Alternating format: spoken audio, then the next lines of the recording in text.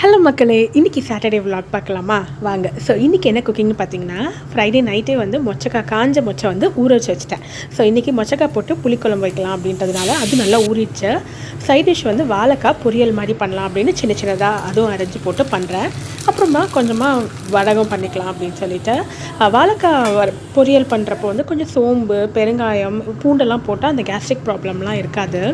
So அப்புறம் நல்லா மொச்சக்காய்லாம் வெந்ததுக்கப்புறமா நல்லா சூப்பராக தேங்காய்லாம் அரைச்சி ஊற்றி சூப்பரான மொச்சக்காய் புளிக்குழம்பு. இது நைட்டு தோசைக்கும் சாப்பிட்டா அட்டகாசமாக இருக்கும். இன்னும் கொஞ்சம் கூட நல்லெண்ணெய் ஊற்றி சாப்பிட்டா.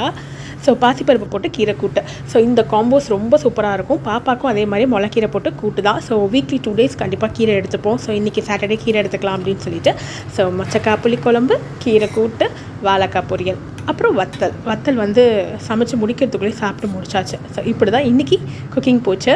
ஸோ ஒரு 10 நிமிஷம் சாப்பிட்றதுக்கு கிட்டத்தட்ட 1.5 மணி நேரத்துக்கு மேலே சமைக்கிற மாதிரியான டே தான் இன்றைக்கி.